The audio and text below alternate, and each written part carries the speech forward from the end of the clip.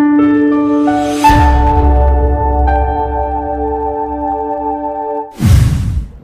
datang di Bisnis, Bincang Asyik Agribisnis.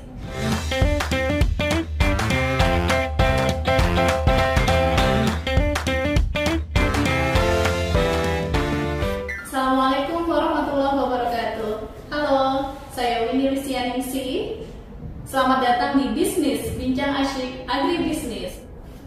Ya, pada episode kali ini kita akan membahas tentang cara asyik mendaftarkan izin edar pupuk dan pestisida. Ya, bersama saya telah hadir Bapak Insinyur Haji Haripur Handoyo, konsultan perizinan pupuk dan pestisida. Nah, Pak hari ini ternyata sudah 19 tahun berkecimpung dalam dunia perizinan pupuk dan pestisida. Seperti itu ya Pak Hari? Alhamdulillah. Ya, alhamdulillah. Apa kabarnya Pak Hari? Alhamdulillah juga. Baik ya Pak ya. Baik. Iya Pak, sebelum kita membahas lebih lanjut terkait pupuk dan pestisida seperti apa cara untuk mendaftarkan izin edarnya, boleh cerita sedikit Pak mengenai profil Bapak, silakan. Ingin memperkenalkan diri, nama saya Haripur Handoyo. Saya menjadi konsultan perizinan pupuk dan pestisida ini sejak 2006. Sekarang sudah 2025, berarti sudah 19 tahun. Alhamdulillah saya sudah banyak membantu perizinan dari perusahaan yang ada di Indonesia. Kita mungkin menurut data saya sekitar ada 1000 lebih merek yang sudah kami bantu. Untuk perusahaannya kita sekitar 300 perusahaan, itu lokal dan luar, itu ada perusahaan pupuk dan pestisida. Sebenarnya alur pendaftaran izin untuk pupuk dan pestisida itu bagaimana sih Pak? Oke. Jadi begini Mbak, untuk alur pendaftaran pupuk dan pestisida sekarang sesuai dengan permendan yang berlaku saat ini pun sudah berbeda dengan 10 tahun atau 15 tahun yang lalu. Jadi untuk sekarang peraturan pendaftaran pupuk organik dan anorganik itu ada permentannya sendiri. Demikian pula dengan pendaftaran pestisida juga ada permentannya sendiri. Untuk alurnya sebetulnya bisa dibaca di sana juga. Hanya atau cuman tidak semua orang mau ribet atau pusing baca peraturan permentan. Jadi maunya, udah Pak Hari, saya minta tolong dibantu menguruskan izin pupuk atau pestisida sehingga saya bisa jualan dengan aman. Kalau garis besarnya Pak, alurnya dari apa sampai apa, boleh diceritakan sedikit Pak? Oke, jadi untuk pendaftaran izin pupuk dan pestisida di Kementan itu ada persyaratan non teknis dan teknis. Non teknis ini saya sebut seperti legalitas perusahaan. Dia harus punya badan hukum, CV atau PT. Maaf kalau yang atas nama pribadi atau koperasi atau UD belum boleh. Itu yang non teknis. Seperti juga nanti meliputi merek dagang. Jadi merek dagang ini juga harus didaftarkan dulu secara online di Menhunkam. Itu nanti bisa kami bantu juga. Nanti kita bisa saling tiktokan untuk masalah pendaftaran izin merek juga. Terus mungkin yang teknis. Teknis ini kita harus menguji pupuk atau pestisida yang akan kita daftarkan, apakah hasil uji mutunya lolos permentan atau SNI atau klaim. Karena beda nih, pupuk itu ada klaimnya, misalnya 16 ya, pupuk NPK 16 atau berapa itu ada klaimnya, atau ada standar PTM. PTM itu persyaratan teknis minimal, itu dikeluarkan oleh Kementan. Tapi kalau pestisida itu untuk uji mutunya ada toleransi. Ya, itu harus memenuhi persyaratan teknis dan non teknis seperti ya Pak ya. Itu prinsip dasarnya begitu ya.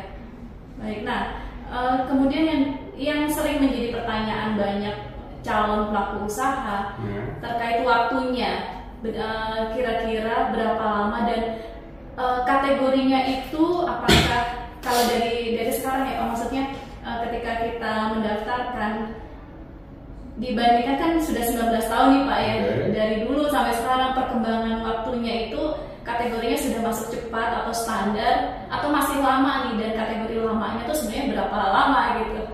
Jadi begini Mbak, untuk pendaftaran pupuk dulu deh. Jadi Kementan itu mengaku hanya sekian bulan, tapi sebetulnya itu proses yang terpisah. Jadi untuk step awal itu ada permohonan mengajukan pengantar uji mutu dan uji efektivitas, itu terpisah.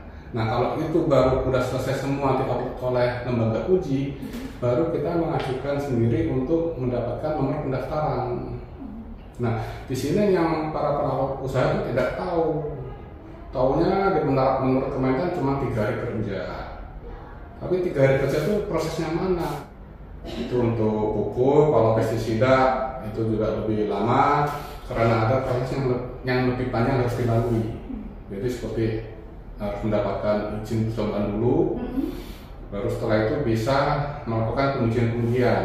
Ada uji mutu, uji toksisitas, uji efikasi, itu baru boleh melakukan setelah mendapatkan izin percobaan. Nah untuk mendapatkan izin percobaan ini kita mundur nih. Nah itu masih harus banyak berkas yang disiapkan. Itu ada sekitar 10 berkas yang harus disiapkan. Dan itu kadang-kadang setelah Kompes melakukan sidang pakar untuk izin percobaan, kadang-kadang kita nggak lolos. Jadi belum tentu yang sudah lengkap itu benar. Oke, mungkin berkas lengkap nih, tapi belum tentu benar. Ini untuk di pestisida seperti itu. Nanti demikian pula apabila udah pengujian sudah selesai semua, baru kita lagi mengajukan permohonan izin tetap. Nah itu juga lebih lama lagi, ada sidang pakar, ada sidang pleno. Nah inilah yang mungkin tidak ada diterangkan dalam permentan. Itu yang orang belum tahu ya Pak ya. Sebenarnya yang bikin dikategorikan lama itu karena ada uji-uji tadi ya, isinya Pak. Dengan berbagai proses tadi itu memakan waktu berapa bulan kah? Kalau untuk pupuk sih rata-rata sekitar 7-8 bulan. Jadi sampai 8 bulan itu sudah lengkap ya Pak, dari mulai awal terus uji seperti itu sampai akhir mendapatkan perizinan ya. Zamannya Pak Anton kami boleh melakukan uji mutu dan efektivitas duluan. Oke. Jadi ketika berkas masuk ke Kementan, berkas sudah lengkap. Iya. Tinggal itu tadi di ACC atau tidak, lolos atau tidak. Kalau misalnya ternyata ada yang tidak lolos ya udah selesai. Kita buang waktu, kita buang duit. Tapi kalau di sekarang ya memang beda sistemnya, apalagi sudah pakai OSS, sehingga nanti KBRI-nya pun harus connect dengan Kementan. Dan kadang-kadang perusahaan itu punya CV atau PT yang mungkin KBRI-nya tidak connect dengan Kementan. Oh, itu juga yang belum diketahui ya para pelaku usaha ya Pak ya. Kalau pestisida Pak kira-kira berapa bulan dari awal sampai akhir? Sekitar 24 bulan. 24 bulan, 2 tahunan ya. Iya, karena tadi pertanyaannya bulan ya. Iya. Itu pun karena tadi ya ada berbagai macam izin yang percobaan yang harus dilakukan ya, seperti itu ya Pak ya. Waktunya berarti sekitar 7 bulan untuk pupuk dan pestisida, 24 bulan, tetapi itu mulai dari awal sampai akhir. Jadi sebenarnya sih nggak lama-lama banget ya Pak ya, karena bukan hanya berkas aja nih, tapi mulai dari uji mutunya seperti itu. Nah kemudian tadi Pak Hari sempat menyinggung bahwa pendaftaran pupuk maupun pestisida organik dan non organik itu ada permentan tersendiri. Artinya prosedurnya agak berbeda berarti ya Pak ya? Selama ini yang didaftarkan organik itu lebih mudah ke pupuk. Jadi pupuk itu ada organik padat, organik cair, itu pun ada macam-macam turunannya. Pupuk hayati kadang-kadang klien juga mengklaim sebagai pupuk organik karena pupuk hayati itu biasanya memang terbuat dari bahan organik. Itu ada di Permentan 01 tahun 2019 kalau nggak salah. Tapi kalau pestisida organik, nah ini yang mungkin agak susah di Indonesia karena literaturnya kurang. Jadi ketika mungkin akan lebih aman kalau mendaftarkan produk kimia karena literaturnya lengkap. Tapi ketika kita akan mendaftarkan pupuk pestisida organik karena literaturnya tidak lengkap, kita malah kesukaran seperti itu Mbak. Tapi dari sisi waktu sama? Untuk bukti sama sih, no problem. Sama, ya. Kalau pestisida mungkin agak berbeda. Agak berbeda. Dari segi prosedur tadi hampir sama untuk pupuk organik dengan pupuk kimia. Sama ya. Ya. Soalnya gini Mbak, ada 7 pupuk yang wajib SNI. Itu urea, ZA, KCL, NPK padat, fosfat alam, SP18 dan TSP46. Hanya 7 pupuk itu yang wajib SNI. Kalau di luar itu tidak wajib SNI, seperti contoh MAP, KM3, DAP, Ciserit, itu tidak wajib SNI, tapi pengujiannya itu berdasarkan SNI. Sekarang pun pupuk organik padat sudah ada SNI-nya. Bukan berarti pupuk itu ber-SNI, tapi pengujiannya. Jadi pengujiannya yang sesuai SNI. Jadi hal inilah yang kadang-kadang bikin bingung pengusaha. Ini katanya sudah ada SNI, tapi ketika kita tanya ke LSPO, ternyata memang belum ada SNI-nya, hanya pengujiannya. Seperti itu. Itu yang harus diketahui juga oleh pelaku usaha yang ingin mendaftarkan pupuk organik. Nah, tadi sedikit sudah di-spill nih hal-hal yang harus dipersiapkan ya ketika mau mendaftarkan. Boleh didetailkan lagi Pak, hal-hal apa saja harus dipersiapkan sebelum kita mendaftarkan izin edar pupuk dan pestisida? Yang dipersiapkan pendaftaran pupuk itu legalitas perusahaan seperti saya tadi bicarakan. Whatever lah, akte perusahaan sudah harus ada, terus nanti pengusahaannya juga sudah harus punya, NIP, NPWP juga harus sudah ada. Nah, yang kami butuhkan sebetulnya username dan password OSS perusahaan bapak atau ibu. Di situ nanti kita bisa connect ke Simple lewat PB Kumku. Itu KBRI yang connect ada di dalam Permentan. Biasanya kita pakai 46652. Itu perdagangan besar pupuk dan agrokimia. Itu bisa kita pakai itu. Itu yang connect ke ya, Pak ya. Sebetulnya banyak 20212 itu untuk industri hama industri formulasi hama. Lalu untuk pupuk ada lagi 20122 itu banyak sekali. Nanti Bapak Ibu bisa hubungin saya sendiri deh. Karena saya juga tidak hafal Bapak Ibu. Terlalu banyak ya. Jadi setelah connect, nanti kita akan bantu mengajukan permohonan uji mutu dan uji efektivitas. Kami sudah punya laboratorium rekanan, jadi Bapak sama Ibu tidak perlu pusing. Wah, nanti saya mau diuji di mana, berapa lama? Itu nanti kita bantu semua sampai izin terbit. Usaha tidak perlu melakukan uji terlebih dahulu ya Pak ya? Iya, saran saya begitu, karena itu berarti 2 kali kerja, 2 kali waktu, 2 kali biaya, terutama mungkin biaya ya. Jadi begini Bapak Ibu, ketika Bapak dan Ibu memproduksi atau memformulasi sebuah pupuk, sebetulnya secara teoritis itu sudah bisa kita lihat kandungannya. Kita juga bisa lihat kandungan tersebut dari Google, sekarang udah zamannya Google. Untuk internet merajalela, misalnya nih kohe, Bapak Ibu bikin kohe, misalnya dari kohe sapi pun, antara sapi berdaging dengan sapi perah, sapi susu ya, itu sudah beda kandungan unsur organiknya. Atau katakanlah sama-sama sapi berdaging aja, yang satu makan rumput, yang satu makan konsentrat, itu sudah beda juga. Nah itu bisa Bapak dan Ibu pelajarin di Google. Kalau sekarang orang-orang punya Mbak Google kali ya, karena dia maha tahu ya. Itu untuk kohe. Lalu misalnya nanti campur dengan molase, itu pun Bapak dan Ibu juga bisa minta COA dari supplier Ibu atau Bapak. Jadi sebetulnya sih semua bisa terukur dan teruji Mbak. Cuma kadang-kadang orang itu trial dan error, itu yang bikin apa ya, sia-sia, buang-buang waktu. Buang waktu dan biaya juga ya Pak ya. Itu ya. Jadi tidak perlu uji pendahuluan, uji efektivitas pendahuluan. Teorinya udah dapat, campur, tinggal didaftarkan. Maka kadang-kadang karena orang kurang paham, ya kan, akhirnya mereka trial and error. Jadi mungkin analognya gini Mbak, orang belajar nyetir mobil nih, ada dua pilihan, dia otodidak, belajar sendiri atau kursus. Dan pasti yang lebih cepat, lebih pintarnya kursus. Tapi kalau yang belajar sendiri mungkin karena otodidak ya harus nabrak sana, nabrak sini, ya kan jatuh 2 kali, 3 kali. Tapi kalau dia udah kursus, mau dia mau punya matic atau manual, saya yakin lebih cepat memahami dan menguasai. Karena ada tips-tips petunjuk-petunjuk yang lebih memudahkan, lebih efektif untuk dilakukan ya Pak ya, seperti itu ya. Ada mentornya lah. Ya kan.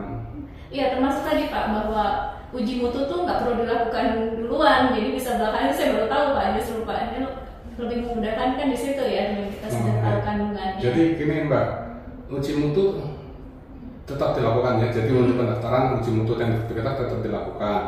Hanya untuk standar uji mutu itu kan kita ada dapat dari PTM dari Kementan yang tadi saya sebutkan, persyaratan jenis minimal. Jadi misalnya pupuk organik cair itu C organik minimal 10%, ya kan? Itu memang harus diuji mutu. Cuma kalau kita tidak tahu campurannya apa yang C organiknya tinggi ya susah gitu, harus coba lagi seperti itu. Iya, itu dari sisi pupuk Pak. Nah kalau untuk pestisida bagaimana Pak? Hal-hal yang harus dipersiapkan selain tadi legalitas sudah jelas ya Pak. Kira-kira apa lagi Pak? Nah untuk pestisida memang persyaratannya lebih banyak karena biasanya dia importir. Jadi perusahaan pestisida yang ada di Indonesia biasanya mereka import entah formulasi atau TC itu istilahnya biangnya, baru mereka formulasi lokal. Nah biasanya mereka import kalau tidak dari Cina, dari India. Selama ini seperti itu. Nah untuk pendaftaran izin pestisida di Indonesia, karena ini bahan berbahaya, maka dibutuhkan lebih banyak persyaratan baik teknis maupun non teknis. Jadi kalau non teknis mungkin seperti IKAMA ini surat atau sertifikat pestisida dari negara asal. Baik asalnya mau dari UK, mau dari Eropa lah, mau dari Cina, dari India harus punya. Lalu garansi supply ini dari negara produsen. Lalu operator itu juga harus disiapkan juga. COA, sertifikat analis dari negara asal semua. Lalu juga ada COC, itu certificate of composition. Jadi misalnya ini kopi susu, kopinya berapa persen, susunya berapa persen, gulanya berapa persen, airnya berapa persen, seperti itu namanya COC. Lalu kita sebut lagi COTM, itu certificate of technical material. Jadi misalnya kopinya nih, ini berapa persen kandungan realnya, 99% kah, 98% kah, nanti ada impuritasnya juga, itu harus disiapkan juga.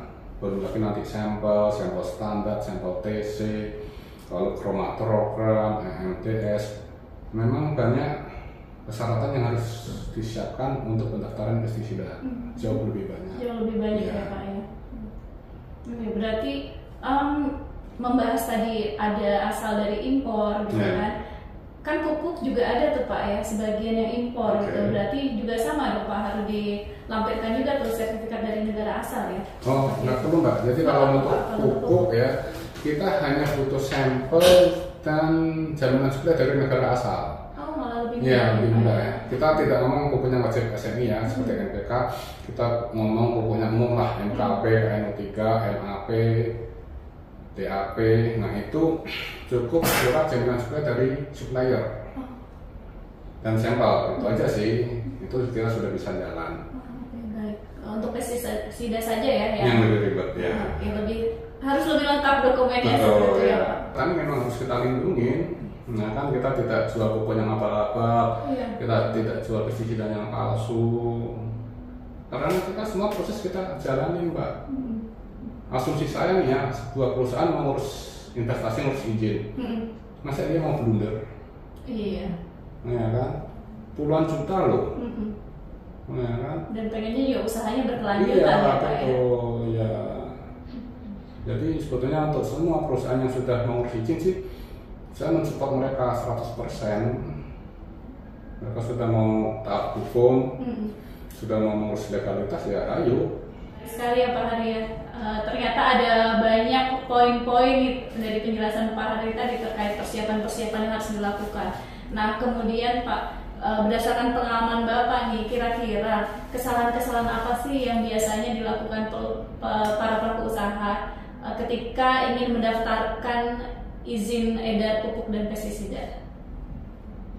Ya mungkin karena mereka tidak paham regulasinya, Mbak.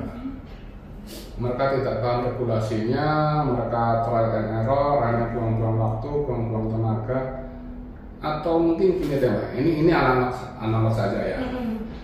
Ketika kita mendapat masalah, kan ada peninggalan Rasulullah, Al-Quran dan Al-Hadis. Kalau Mbaknya ingin tahu silakan baca Al-Quran, baca Al-Hadis. Tapi mau nggak? 30 juz loh Mbak, 144 surat ya. Silakan cari yang sesuai masalah Mbak. Repot atau pusing? Iya kan? Makanya tanyalah ke Ustaz, tanyalah ke Ustaz. Mereka sudah jauh berpengalaman. Mungkin usia mereka lebih muda, tapi minimal mereka sudah pernah baca Al-Quran atau Al-Hadis tersebut, ya kan? Tapi coba bayangkan kalau kita punya masalah, saya nggak tahu solusinya gimana, dikasih apa, silakan baca, nggak pusing Mbak. Yang bagian mananya seperti itu ya Pak ya? Tapi akan lebih nyaman, lebih cepat, lebih aman. Pak Ustadz curhat dong. Nah, ya kan? Saya punya masalah seperti ini, bagaimana solusinya? Beliau langsung buka, bahkan bukan tidak mungkin beliau juga akan ngomong surat-suratnya, dasar hukumnya, seperti itu. Ya mungkin sama lah dengan di pendaftaran pestisida dan pupuk ini. Ketika ada permentan, sudah bisa browsing di Google, cuma karena mungkin tidak punya waktu, pusing mending saya formulasi aja, monggo. Telepon saja ke saya konsultan perizinan. Bukan saya Ustadz ya, saya konsultan perizinan.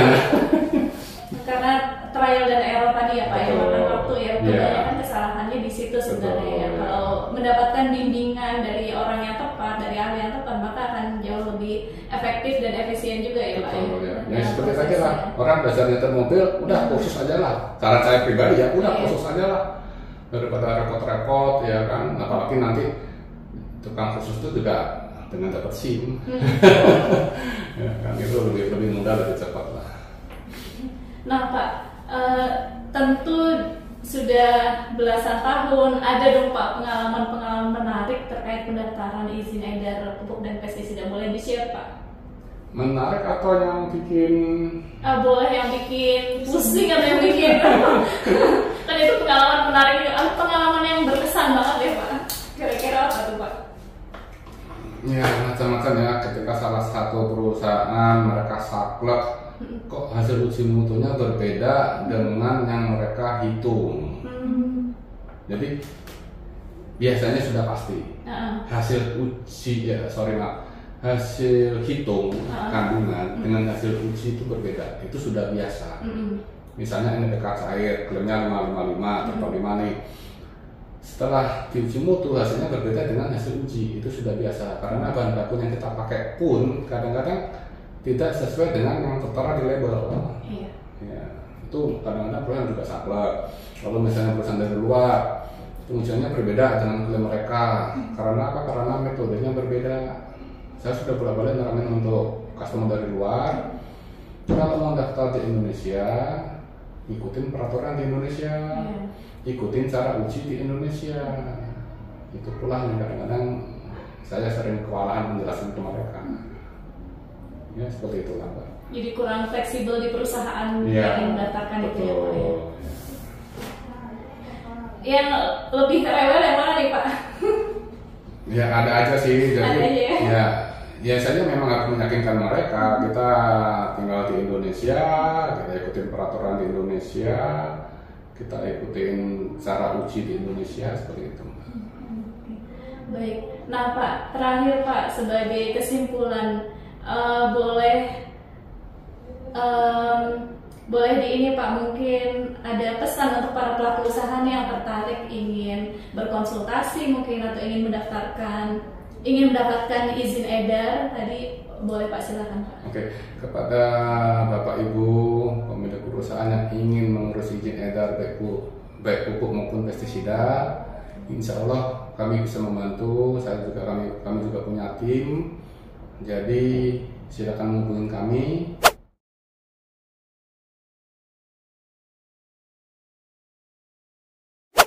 Bapak dan Ibu silakan konsultasi dengan saya. Insya Allah kami akan membalasnya kalau saya sedang free, karena saya juga ada waktu meeting, kadang-kadang saya ngupir. Mohon maaf kalau slow respon, tapi pasti saya balas. Dan untuk detailnya, syarat-syarat dan lain sebagainya bisa komunikasi lewat handphone kami, Bu. Terima kasih. Ya, demikian tadi ya Pak, menarik sekali pembahasan pada episode terkait pendaftaran izin edar pupuk dan pestisida. Semoga nanti kita bisa gali-gali lebih lanjut lagi ya Pak ya di episode berikutnya. Yang tadi bincang asyik agribisnis bersama saya Windy Lisyaningsih dan Bapak Hari Purhandoyo. Kita jumpa lagi di sesi berikutnya. Wassalamualaikum warahmatullahi wabarakatuh.